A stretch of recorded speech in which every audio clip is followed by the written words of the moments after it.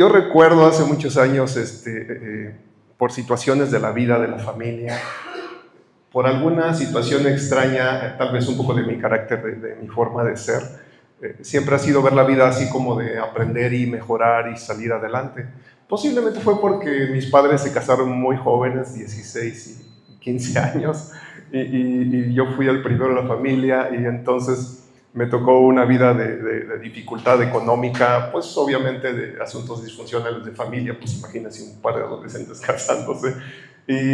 Y bueno, pues Dios fue bueno en toda esa etapa de mi vida, y empezamos a crecer y a aprender. Pero yo recuerdo que siempre, desde pequeño, ¿no? Vi las cosas como de hacerlas. No se me olvida cuando yo tendría unos 10 años y mi mamá me dijo, bueno, hijo, pues ya le toca a usted llevar a sus hijos, a sus hermanos a la escuela. Y pues sí, era ya de salir, tenga para el camión y lleve a sus hermanitos más chiquitos, como año y medio de diferencia de cada uno, y vámonos a la escuela, ¿no? Y había que tomar camión, vivíamos en Querétaro, y bueno, había que llegar hasta el centro, porque estábamos ahí en una escuela muy bonita, ahí en el centro histórico de Querétaro, a una cuadra del Teatro de la República. Se llamaba Vicente Riva Palacio la escuela. Y ahí yo llegué con mis hermanitos, que yo iba muy nervioso, pero yo sin saberlo eso ya me estaba dando tablas de madurez y todo. Y así nos tocó la vida. Y ese tema de madurar, de crecer en el Señor, siempre ha sido algo importante para mí. Y créanme que a estas alturas de la vida ya lo veo como algo muy, muy, muy interesante. De hecho, asumimos cosas en la vida, y más como cristianos, de que tenemos que comportarnos de cierta manera, y más cuando ya somos cristianos, que aceptamos a Jesús y que asumimos que la gente como que ya empezamos a tener valores, ¿no? Pero estamos asumiendo algo que típicamente no es real, ¿no? El hecho de venir a Cristo instantáneamente no nos hace personas maduras, ¿no? Y al contrario, somos personas con muchos defectos y errores que estamos en un proceso. ¿Sí? De hecho, desde antes de conocer a Cristo ya habíamos iniciado un proceso de madurez sin darnos cuenta. Simplemente el tener la fortuna de haber sido llamados por Dios mismo a través de su Hijo para acercarnos a Él, pues hace una diferencia importante acerca de lo que vamos a aprender, acerca de lo que vamos a incorporar a nuestra vida, los valores, para empezarle a dar más sentido al proceso que estamos viviendo todos, ¿verdad? Entonces asumimos así la vida, de que ya asumimos que cada uno de nosotros deberíamos de comportarnos de una u otra manera en diferentes circunstancias, que deberíamos tomar decisiones económicas bajo ciertas condiciones, que deberíamos comportarnos de tal manera cuando nos juntamos, que cuando trabajamos en equipo la gente debería de ser muy humilde, tranquila, pero la verdad es que eso es un sueño. La realidad es que actuamos como somos, y es una bendición cuando hay un equipo de personas maduras y que eso lo transmiten y contagian para que otros también vayan trabajando en diferentes partes de su vida. Entonces son equipos de trabajo exitosos, ¿no? Y Dios quiera que podamos estar en equipos así, ¿no? Donde la gente pueda transmitir sus valores para quien le haga falta, ¿no? Entonces, bueno, no sé, creo que no tenemos, ¿sí? ¿Las puedes proyectar, por favor? Gracias. Así le llamo al tema, ¿no? Yo creo que sí, pensé en esto como el desafío real, porque todas las personas tenemos metas en la vida, tenemos sueños, tenemos cosas que queremos alcanzar, ya sea para tu beneficio, para tu familia o para diferentes situaciones, ¿no? Y vemos eso como un logro muy importante, ¿no? Y tal vez pensamos, el día que yo llegue a ser ingeniero, el día que yo tenga tal puesto, el día que yo me cambie de colonia, o el día que tenga un coche, todo eso decimos que wow, es lo mejor. El día que yo vaya a viajar a Europa y vea la Torre Eiffel y vaya a Roma, ese día ya lo logré todo. La realidad es que eso pues está muy bien. Eso está muy bien, porque son motivaciones que necesitamos para salir adelante en la vida, en diferentes cosas. Pero realmente en Cristo, nuestra principal meta sería llegar a alcanzar a ser como Jesús, ¿no? Pero realmente, honestamente y francamente, creo que no hay un hombre en la humanidad que vaya a llegar a ese nivel. Creo que podemos tener el modelo de Jesús para llegar a ser la mejor versión de Jesús que Dios quiere llegarnos a ayudar a hacer en este camino de la vida. Y creo que estamos en ese proceso, aunque no estemos conscientes de ello, ¿no? Estamos en un proceso en el que tenemos que trabajar. Yo creo que todas las personas desde hace 15 días hemos visto un poco de esto, ¿verdad? Levanten la mano quien no tiene idea de lo que está viendo de ahí. Por favor, levanten la mano. ¿Sí? Bueno, les platico, los que no la levantaron ya hasta les dio risa. Resulta que hace un par de semanas aproximadamente, en un juego de béisbol, por cierto, paréntesis, he descubierto que el béisbol me empieza a gustar. Nunca me había gustado el béisbol y he empezado a darlo y se me hace interesante. Bueno, estaban los Phillies, no recuerdo contra qué otro equipo, y estaba bateando uno de los jugadores de los Phillies y bateó un jonrón, ¿no? Pues, se va hasta el otro lado. Entonces, en las gradas, en la cancha, hasta la parte de atrás, siempre hay gente con su guante para agarrar la bola, y agarrar una bola de esas es como un trofeo, es como algo único en la vida, ¿no? Y si tienes oportunidad de que esa bola al final te la firme algunos jugadores, pues toma un valor muy emocional muy importante, ¿no?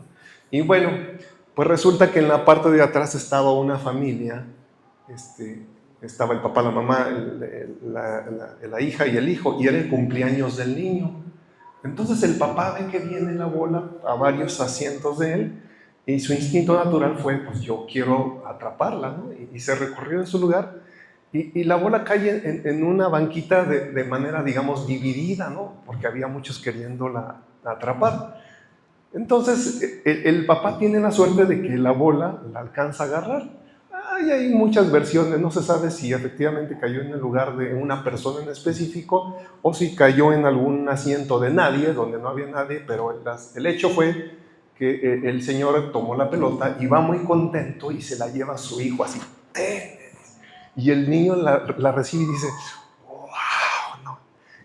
Y el papá abraza al niño así como lo logramos en el día de tu cumpleaños, tienes la bola del jonrón de los Phillies.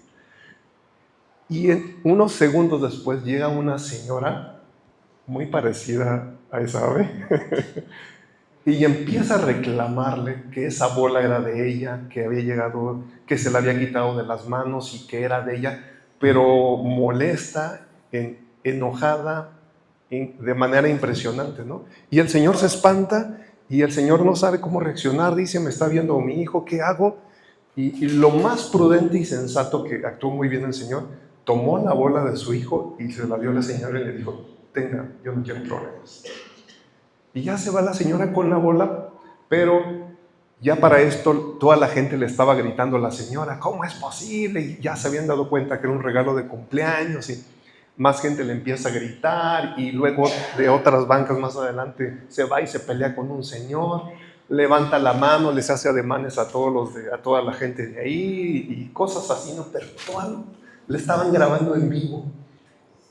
Entonces a la señora la bautizaron con un nombre. En Estados Unidos hay una historia eso es otro tema, pero a la gente que no es simpática, que es indeseable, por alguna razón les dicen Karen. Entonces le pusieron la Karen de los Phillies.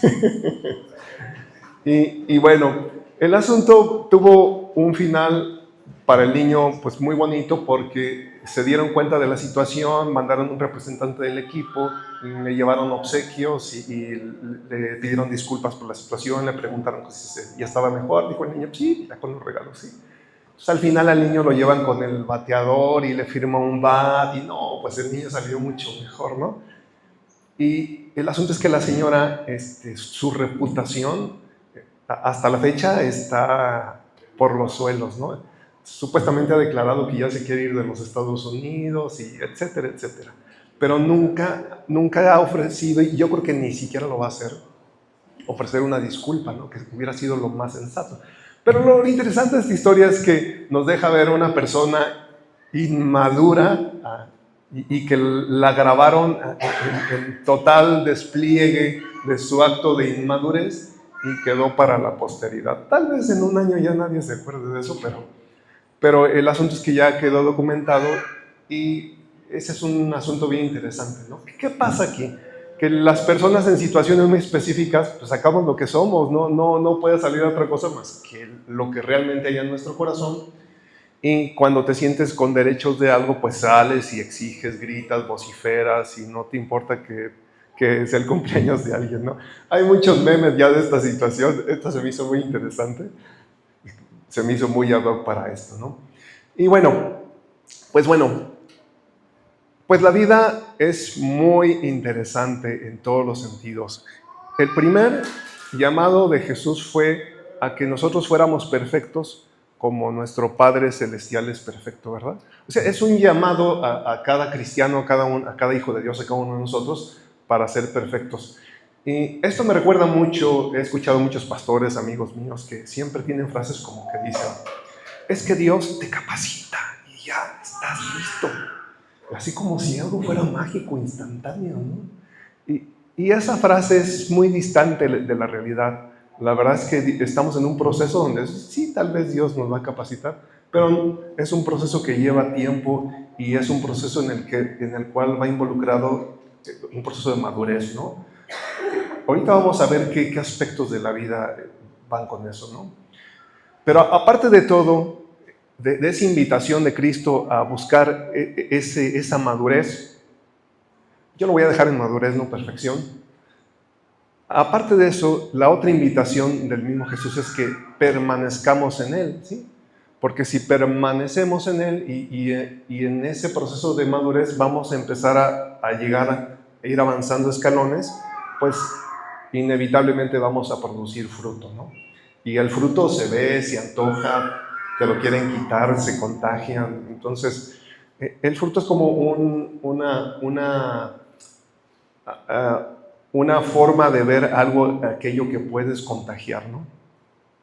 Ahora, la madurez no solo es cuestión de edad, ¿sí?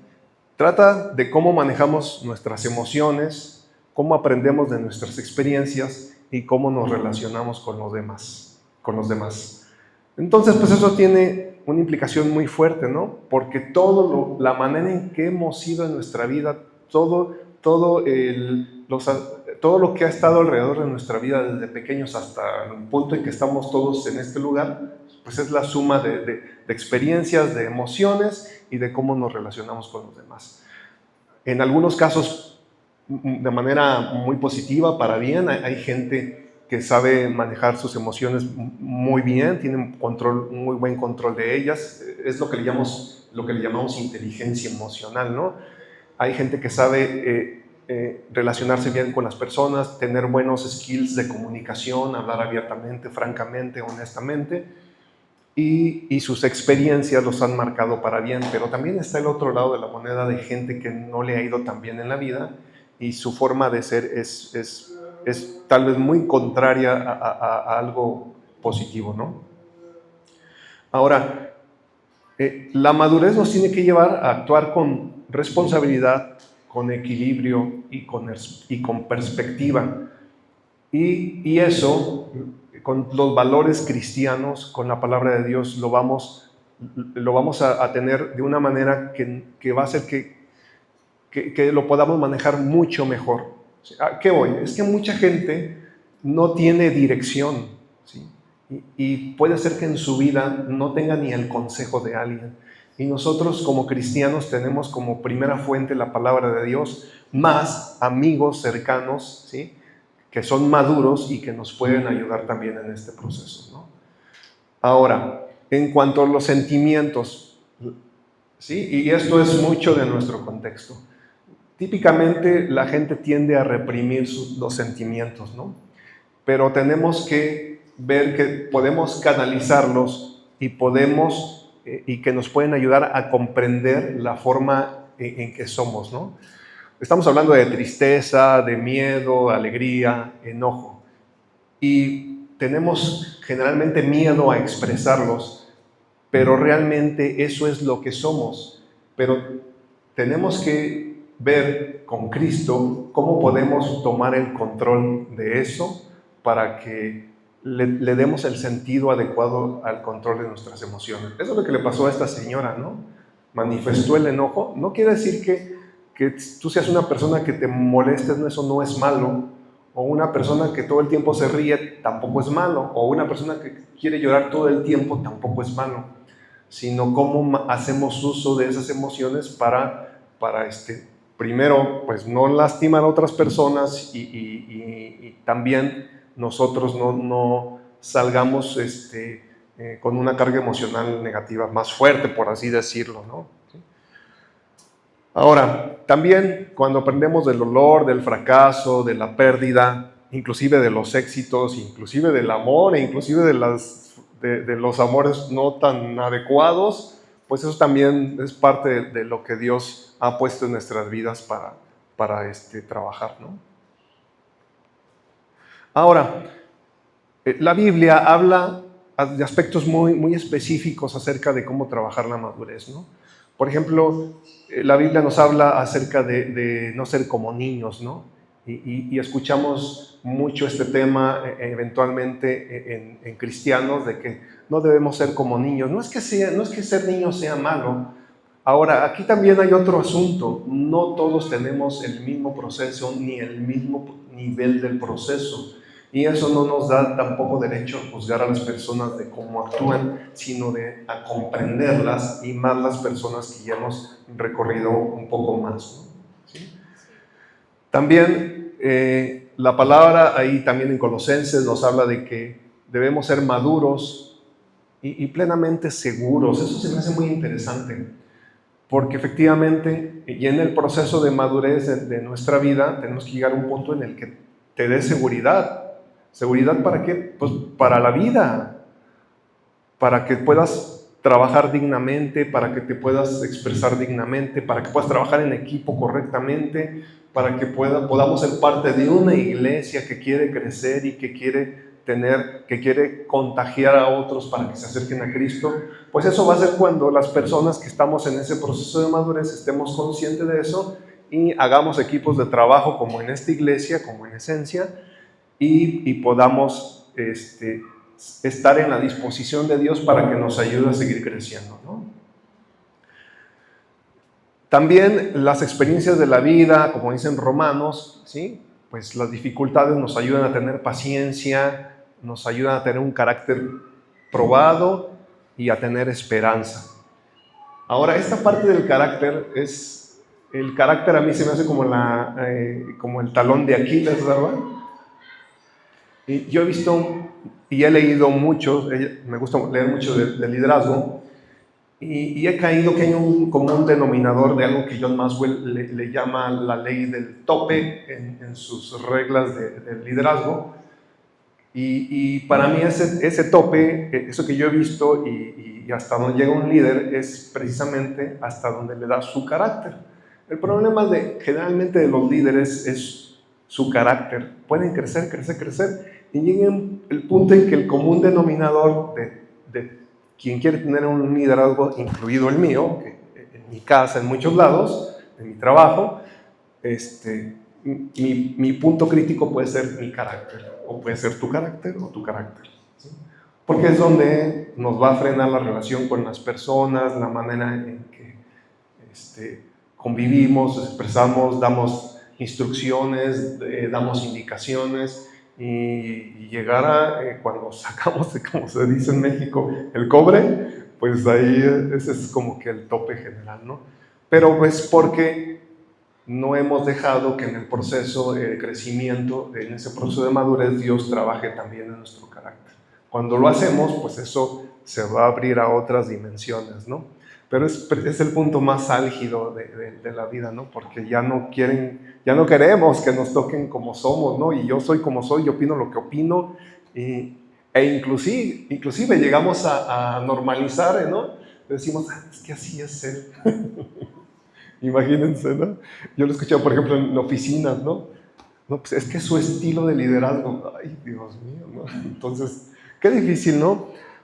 que lleguemos al punto en el que tengamos que comprender a las personas por un asunto de su carácter, ¿no? Cuando podríamos hablar de manera franca con las personas, pero eventualmente es imposible, ¿no? También la palabra nos llama a ser ejemplo a nuestros hermanos en palabra, en conducta, en amor, en espíritu, en fe, en pureza, ¿no? Entonces, bueno, toda esta parte suena como que muy bonito, así como que vamos a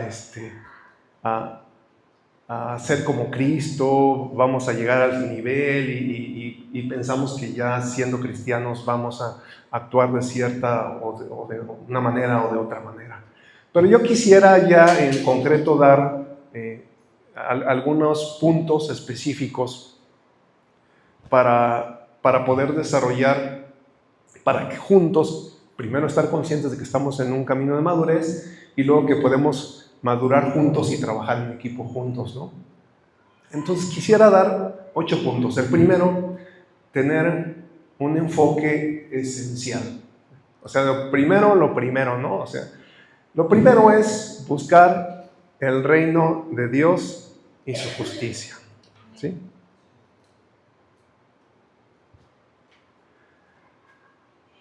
Aquí hay una anécdota muy bonita que quisiera platicarles rápidamente. ¿Alguien ha escuchado un poco la historia de Nelson Mandela? ¿Sí? Bueno, Nelson Mandela pues, es una persona de historia muy importante, ¿no? Hay una anécdota muy, muy específica que quiero contar. Él estaba como prisionero, como en cautiverio, en un lugar que se llamaba Robben Island.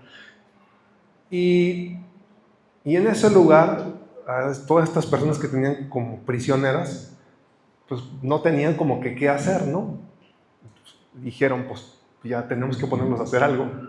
Y lo que hicieron fue, les dijeron a estas personas, miren, todas estas rocas que están de este lado, ¿sí? Hoy las van a pasar allá. Y seguramente no eran piedras grandes, ahí iban, recogían las piedras y era un trabajo fuerte, es un trabajo fuerte recoger una piedra que pese 20, 30 kilogramos y si no son pocas, las pasabas a un lado. Y ya terminaban el día y así terminaban, regresaban cansados. Y al siguiente día les decían, ¿ahora saben qué van a hacer? Ahora las van a volver a regresar. Y volvían a hacer lo mismo. Y al siguiente día llegaban nuevamente, ahora el trabajo de hoy es volver a regresarlas al otro lugar. Y así los tuvieron por mucho tiempo. Entonces imaginen esa situación tan precaria, porque estaban como prisioneros y aparte no había otra opción, ¿sí? Entonces Mandela les dijo a sus compañeros, tenemos que tomar esto como una enseñanza, como si esto fuera la universidad de algo que nos está preparando para algo mejor. Ahora, no quiere decir que tú tienes que tolerar situaciones injustas en tu vida. O sea, esto es un ejemplo muy específico de una situación particular de Nelson Mandela, ¿no? Que nos transmite que a pesar de las dificultades tienes que ver esa situación como algo que te puede enseñar, ¿no? ¿Sí? Ahora, si buscamos primero el reino de Dios, como dice en Mateo 6:33, ¿sí? ¿Cuál es el sentido que debemos verle a esto, ¿no? Para mí, buscar primero el reino de Dios es dejar de perder el tiempo en detalles sin valor. No sé si tú lo habías visto de esa manera, pero para mí eso es muy importante. Si estoy dispuesto a hacer lo principal, entonces eso quiere decir que estoy dispuesto a dejar las cosas menores e irrelevantes. Entonces, eso tiene que ser una directriz importante para nuestras vidas, ¿sí? ¿Sí? Ahora, comúnmente, ¿qué nos limita a dar esos pasos? El miedo al fracaso, ¿sí? Hay gente que es la obsesión por el control y hay gente que es la perfección inútil. Hasta le hemos escuchado, ¿no? Que dicen, yo si no lo hago bien, no voy a hacer nada. pues eso es una idea falsa, ¿no? Eso no es dar prioridad a lo principal. Haz lo que tengas con lo que puedas, pero hazlo, ¿sí? El miedo, ¿no?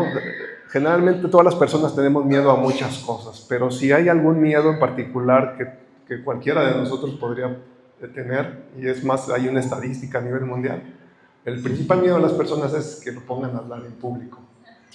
Ese es el principal miedo de todas las personas. Pero bueno, ahora, ¿qué causa el miedo? ¿Qué nos causa el miedo? Pues hay estudios que hablan de que la parte del raciocinio está en esta parte frontal.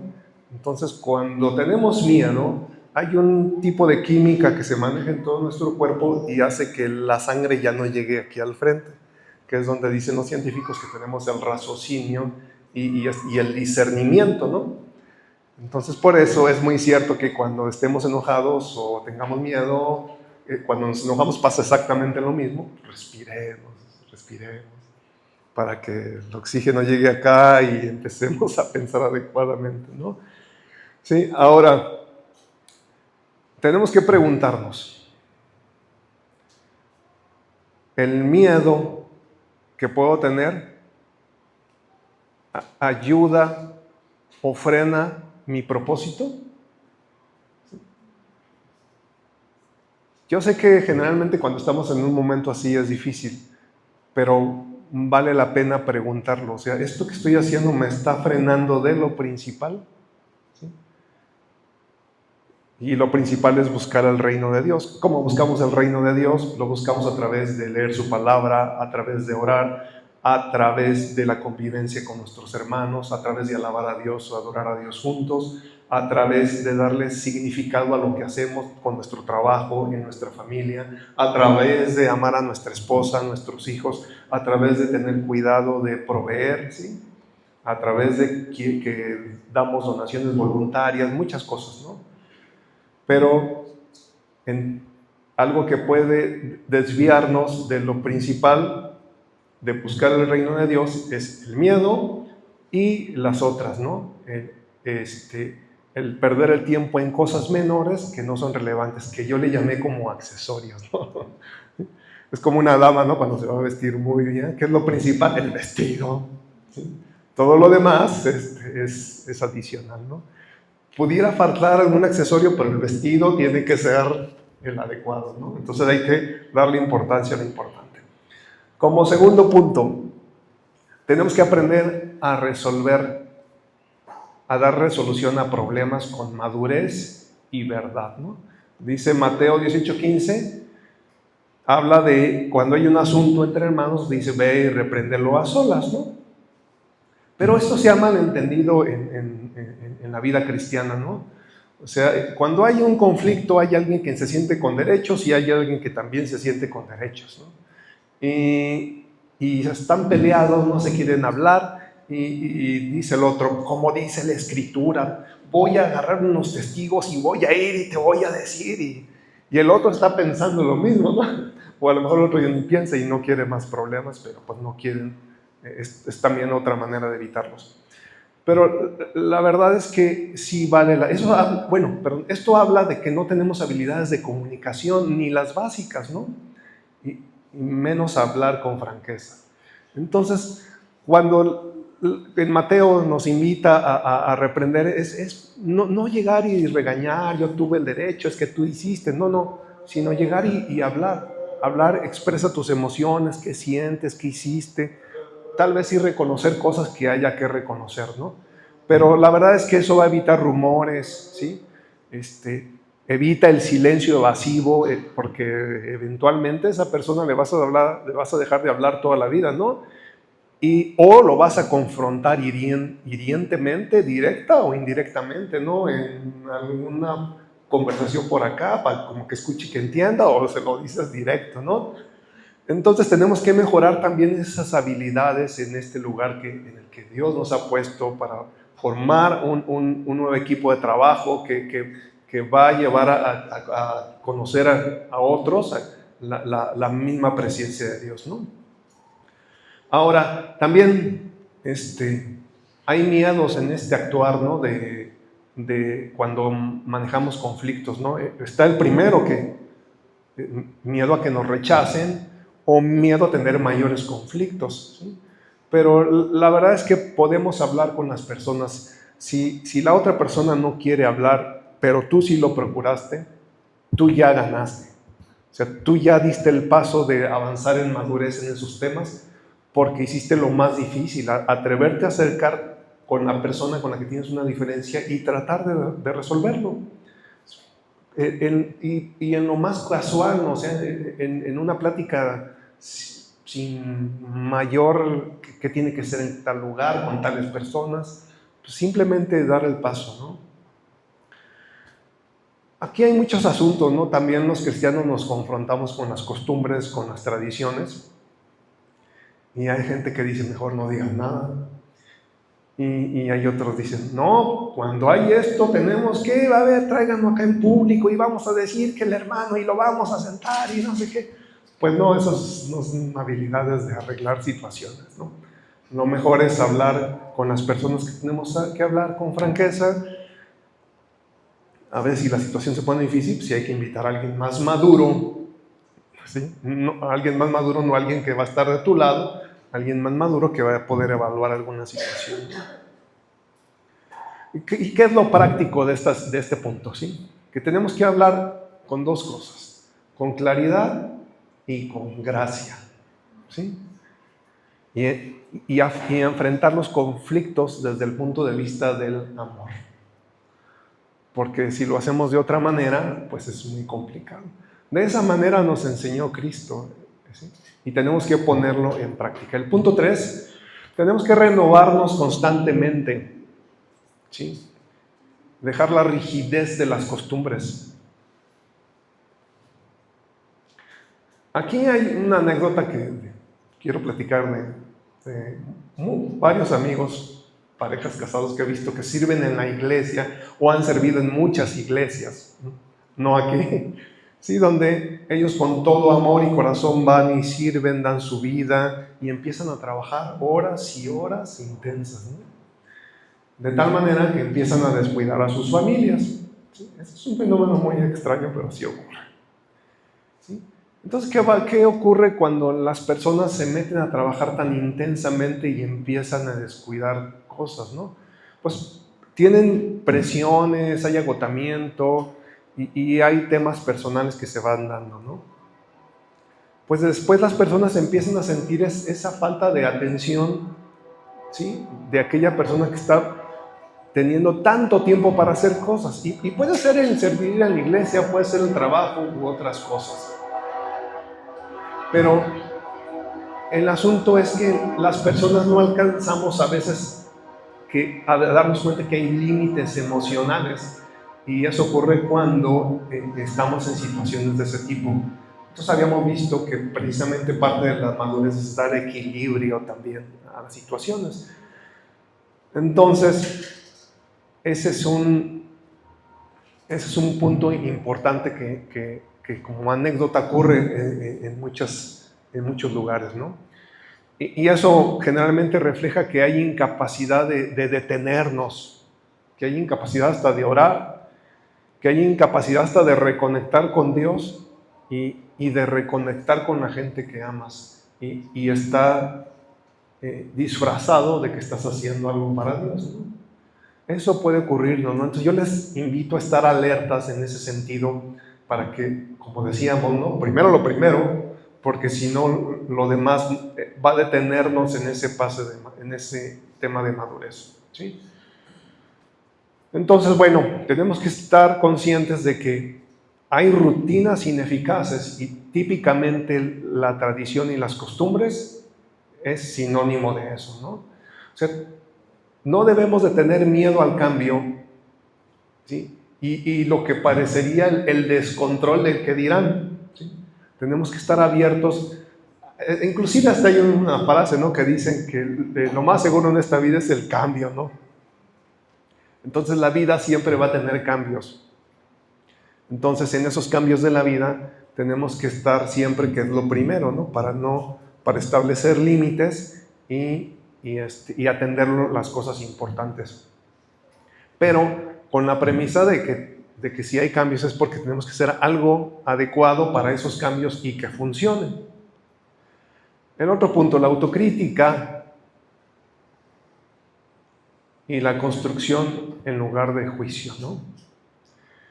La crítica por sí sola es destructiva y además tiene falta de responsabilidad personal. Hay algunos estudiosos que dicen que lo que nos molesta de las personas es porque tal vez en el fondo un tanto somos de alguna manera de la misma forma, ¿no? Yo tengo mis dudas de esa teoría, pero en general sí aplican, pero no es para generalizarla, ¿no? Generalmente sí proyectamos nuestros errores cuando criticamos a alguien, porque es una manera inconsciente de justificar los de nosotros, ¿no? Es una oportunidad para hacer hincapié en los de alguien más, pero menos en los míos, ¿no? Por eso es que en el fondo proyectamos nuestros errores. Ahora, cuando criticamos, ¿sí? y de manera visceral, porque eventualmente va a ser incisivo, ¿no? Poner el dedo en la llaga, ¿no? ¿Qué es lo que dice esa manera de actuar cuando lo hacemos así? Que somos incapaces de autorreflexionar, ¿sí? Y eso se me hace algo, pues, desastroso. No quiere decir que no tenemos la capacidad ni de aprender eventualmente de nuestros propios errores, ¿sí? Ya conocemos el pasaje de cómo queremos sacar el palillo en el ojo de nuestro hermano, para nosotros tenemos una gran viga, ¿no? Pero ya de manera práctica es que nosotros somos incapaces de reflexionar en nuestros propios errores. Y la gente que es por costumbre realiza la crítica, entonces lo que nos está diciendo Dios es que tenemos que aprender a autorregularnos, ¿sí?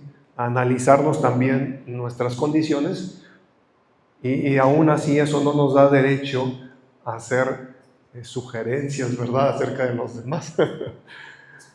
Ok, ¿qué tenemos que hacer en sentido práctico? ¿Sí? Antes de hablar, ¿sí? Tenemos que revisar nuestras propias motivaciones. ¿Sí? Y ahí va a acabar, ahí nos vamos a detener, se los aseguro. Cuando pensemos hablar de una persona o de alguna situación o de cómo se hace algo, pensemos qué nos está motivando a hablar de esa manera. El punto 5, tenemos que tener empatía pero real, y comprensión, y comprensión también real, esa que te hace ponerte en los zapatos de la otra persona antes de hacer un juicio, ¿no? Jesús nos ha amado a todos, a mucha gente cerca de Jesús, inclusive, ¿no recuerdan cuando aquel hombre que murió y que después resucitó, ¿cómo se llamaba? Lázaro. No lo veían llorando y decían, ay, sí, también lo quería, ¿verdad? Porque había una empatía real de las situaciones, ¿no? Entonces, ¿qué debemos de evitar aquí? Pues la indiferencia, los comentarios hirientes y evitar dar comentarios si no hemos escuchado, ¿sí? Porque no conocemos generalmente, ¿no? Ahora, este tema de cuándo simpatizamos con los demás, también hay un asunto neurológico bien interesante. Hay una hormona que se llama oxitocina, que le llaman esta como hormona de la felicidad, ¿verdad? Entonces sí hay hábitos de vida, hay cierta alimentación, tu forma de ser que te ayuda a estar alegre. Tan solo abrazar a alguien ya te sube la oxitocina, ¿verdad? El día que te sientas triste, dale un abrazo. Ayúdame a subir la oxitocina y dale un abrazo a alguien porque ayuda, ¿no? Entonces, ¿por qué? Cuando tenemos esos niveles, empatizamos mejor con la gente, ¿no? Pero eso no llega por default, ¿no? O sea, tienes que tener un estilo de vida que te ayude a estar, digamos, químicamente bien, para que puedas conectar con las personas, ¿no? Las personas que que no tienen esos niveles, pues son personas odiosas, molestas, engreídas, siempre están así, ¿no? No te da confianza, ¿no? Y algo en los seres humanos es conectar a través de la confianza, ¿no? Y eso, de eso se trata la empatía, ¿no? De que podamos acercarnos con la gente y hablar con franqueza. Y la verdad es que todos necesitamos a alguien con quien podamos platicar de manera franca y abierta sobre nuestras situaciones para que pueda tener empatía sobre eso, ¿no?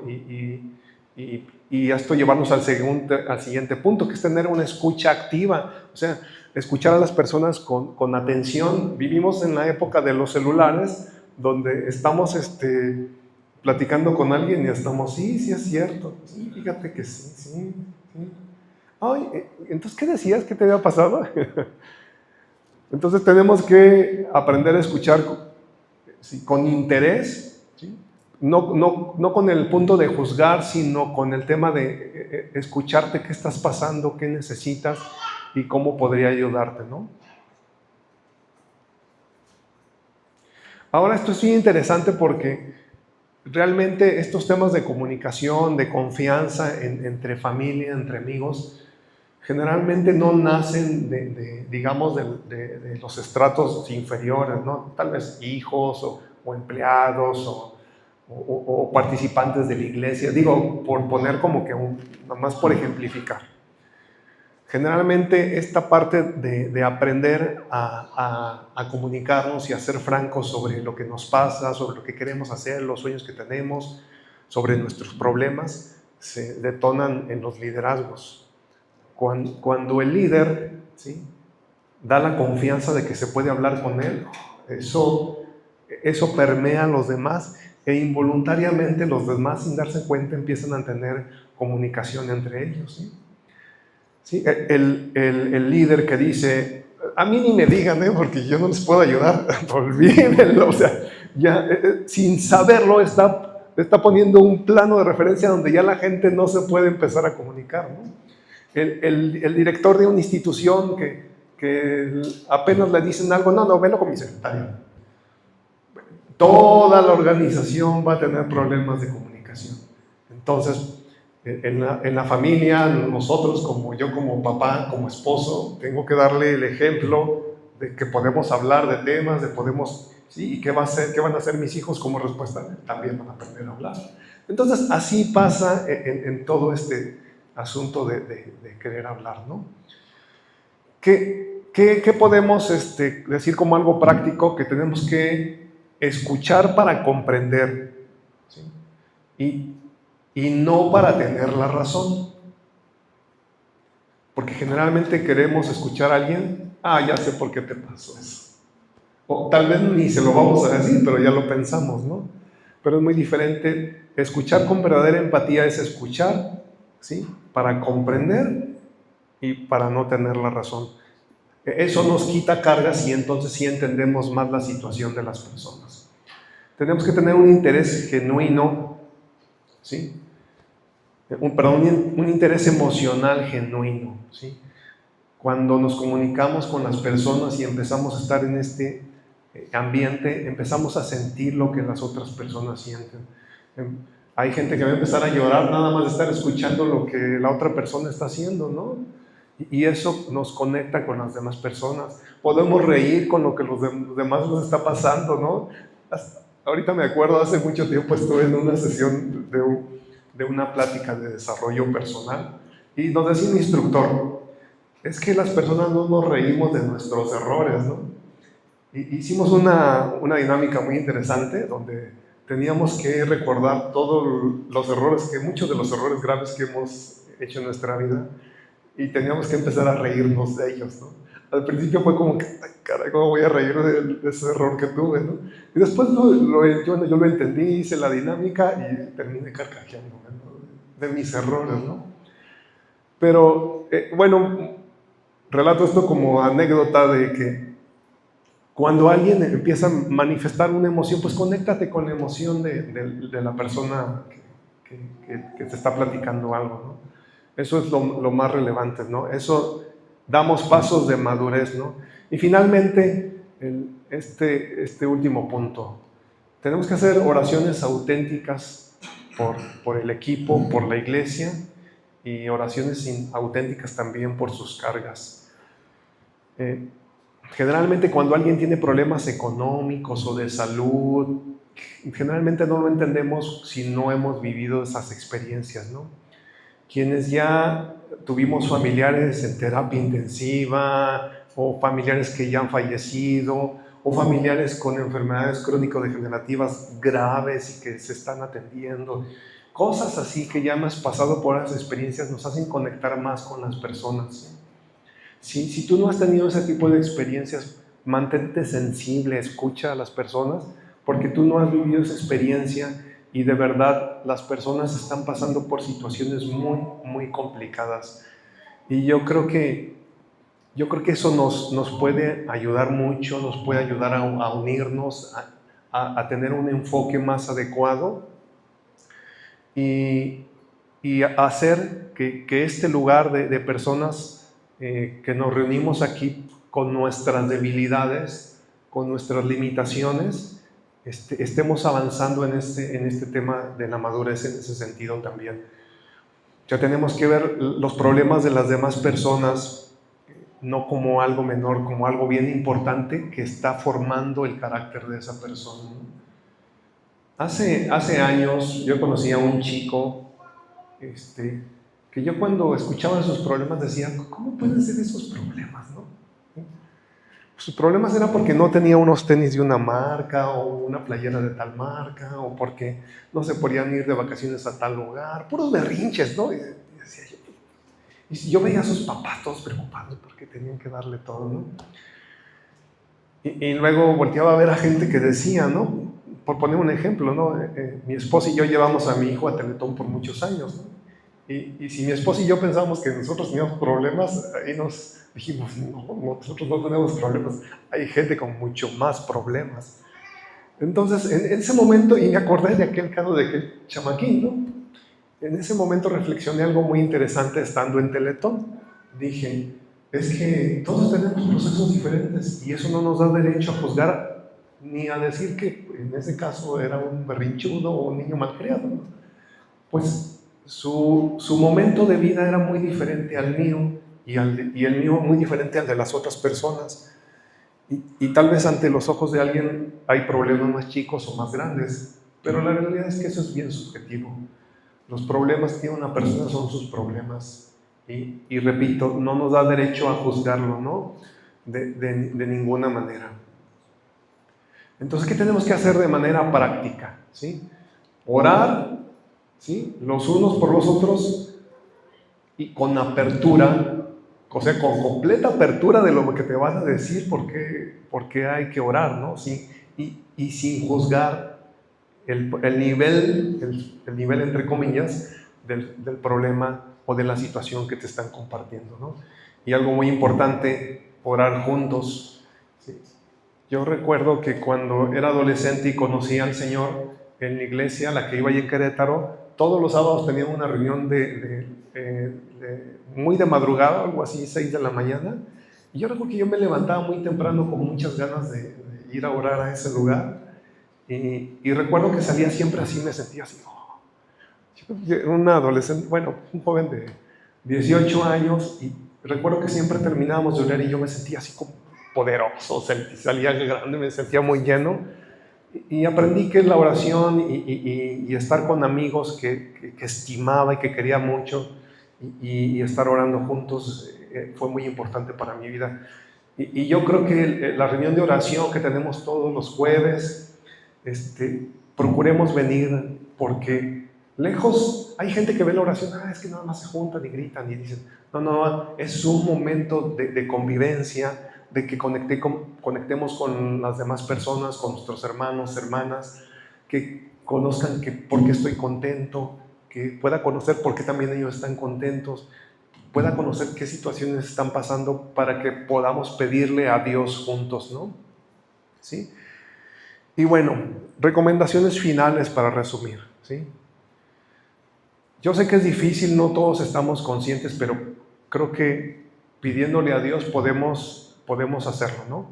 Primero, preguntarle a Dios en qué áreas soy inmaduro y necesito avanzar, ¿no? ¿Sí? Segundo, ¿qué miedos tengo y qué tradiciones, costumbres o hábitos de vida me están deteniendo, ¿no?, para avanzar en madurez? ¿Sí? También tenemos que aprender a platicar con las personas sobre los temas que nos preocupan y los que también nos alegran, pero procura platicar de esas cosas con personas que sean maduras o que tú ubiques como personas maduras. Eso es muy importante, ¿sí? También debemos fomentar un ambiente de madurez donde Jesús, ¿sí?, sea parte del proceso al 100% en nuestra vida, ¿no? ¿Sí? Y que nos ayude a tener compasión, a tener verdad, a buscar esa renovación y tener oración, ¿no? Y algo muy importante que yo he aprendido a través de la vida.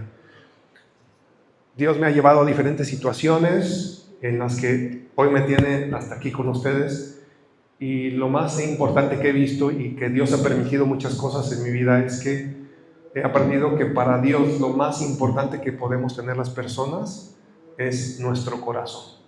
Y Dios va a hacer lo que tenga que hacer, ¿sí? Lo necesario. A veces nos va a llevar por cosas que no nos van a gustar mucho, porque hay una visión superior de Dios sobre nuestra vida, que es nuestro corazón.